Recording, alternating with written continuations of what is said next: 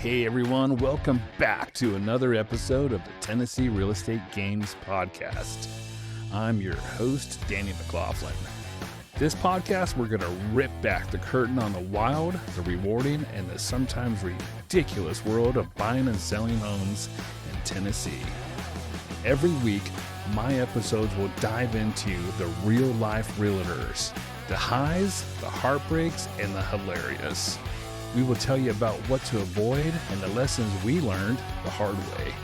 In these episodes, we will pepper in some tips, tricks, and really cool strategies to help you level up your business. I really want to help encourage new real estate agents, and heck, maybe even some that are burned out. If you're ready, then buckle up. This is the Tennessee Real Estate Game. Hey everyone, thanks for tuning back into the Tennessee Real Estate Game Podcast. I'm Danny McLaughlin, and we've got a cool thing we're going to do today. I got a bunch of questions from all you listeners that I super appreciate you sending these questions in to me, and we're going to go through about 7 of them in this podcast show, so I'm going to dive right into some really cool questions. And again, I appreciate you guys sending these in to me, and really means a lot. And I'm going to get through these best I can. So let's start off with the question number 1. Danny, why did you become a realtor?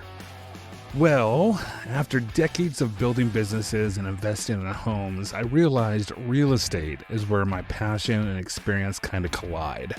I've renovated homes, I've ran companies, I've hired and led teams.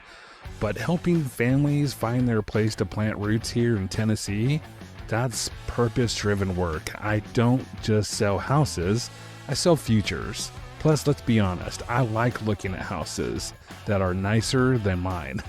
Keeps me motivated. I've done a lot of things in my life, and just I would say this time in my life just happens to be really a special time, and I really enjoy being a realtor. So thanks for that question. I really appreciate it. Question number 2: what's your favorite part about living in Franklin, Tennessee? Wow. Franklin is not just a place, it's a lifestyle. We've got small town charm with big time opportunities, live music, southern cooking, and neighbors that actually wave at you instead of honking. Franklin is where front porches still matter and community comes first. My favorite part, I'd say, raising my family here. It's one of the best places in America to do it. I would think that that's why Franklin, Tennessee is so popular right now, with people relocating here from whether it's California, Illinois, Florida, pretty much Texas, all over the country. There are tons and tons of people relocating here, and I think it's for the same reasons that that everybody kind of shares. They want to slow down their pace of life and enjoy Southern culture, a slower pace of life, and I think a lot of people find that right here in Franklin, Tennessee. So thanks for that question. I appreciate it. Question number 3. What's one thing people don't know about you? Wow. Okay, so most folks know me as the Patriot Realtor, but not everyone knows that I've got a pretty big love for animals. I just love animals. I especially am a big dog lover. I have a Cavapoo. His name is Maverick, and he is just a special part of my life. My wife and I just adore him. We got him as a puppy this past Christmas, and so we got him when he was, I think, 3.5, 4 months old, and so he's just he's a big part of our lives. I'm a big dog lover. A lot of people think I'm a big dog, like as in big dog lover, but I love smaller dogs. I love like lap dogs, and a Cavapoo. I think Maverick weighs like right around 14-15 pounds, and so he's just he's a great dog, and I've always been just fond of like smaller dogs. So there you go. There is a little bit about me that not a lot of people know about. Okay, question number 4: what advice do you give first-time home buyers? Okay, I would say buy with your head, not just your heart. Too many people get distracted by shiny kitchens and HGTV fantasies. My job is to protect you from emotional overspending. The house should fit your life and your life budget.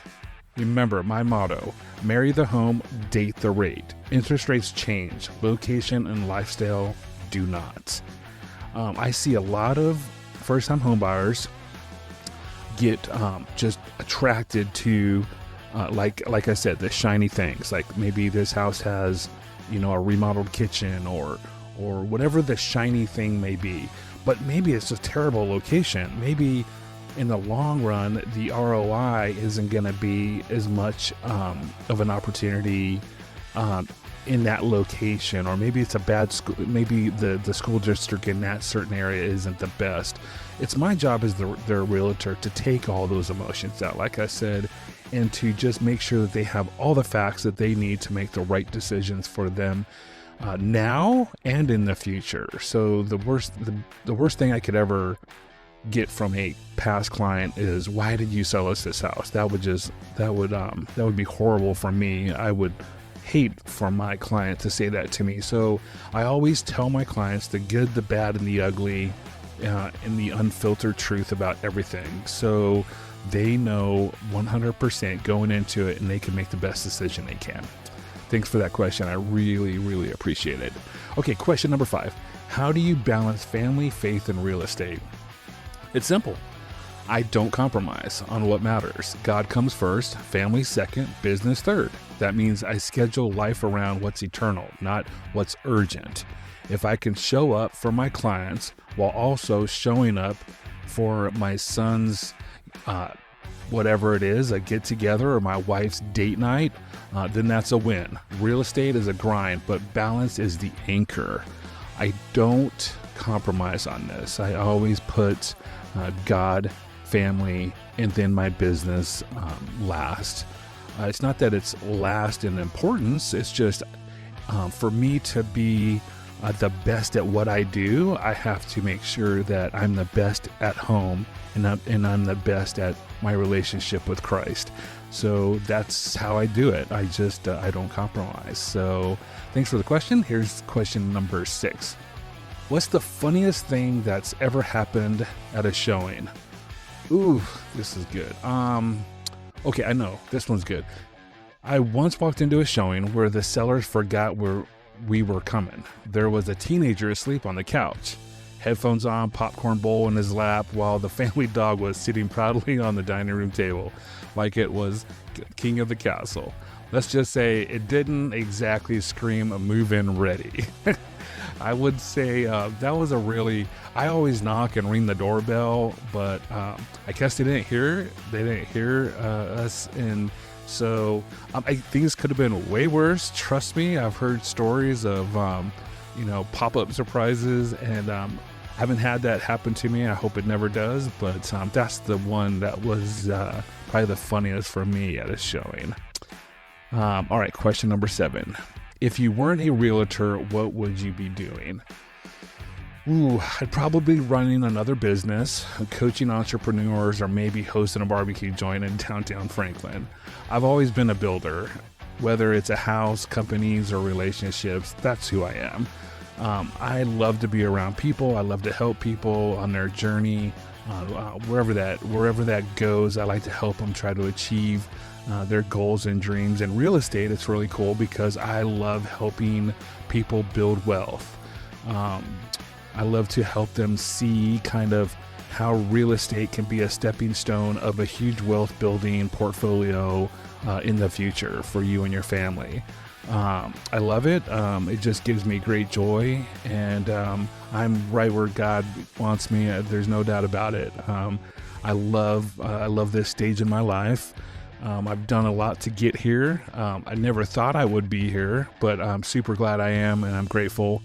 And it really humbles me that so many people out there need help, and I just really look forward to helping them. So thanks guys for sending in all those questions for me. This is going to be a wrap on these 7 questions. I really appreciate it. Keep them coming in. I love to hear your thoughts and any questions that you have or whatever. I will try to put them on a show as quick as possible and get answers to them quickly. If you're in the market or looking for real estate here in Franklin, Tennessee, or anywhere in Middle Tennessee, give me a shout. My contact information is all over the internet, and I would be happy to talk to you. And if even if I'm not the right agent for you, I would love to give you an opportunity to at least interview me, and if it doesn't work, then I can give you a referral to maybe somebody else that would love to help you. So anyways, guys, God bless. Have a great day. Stay strong and stay focused, and we'll see you on the next time.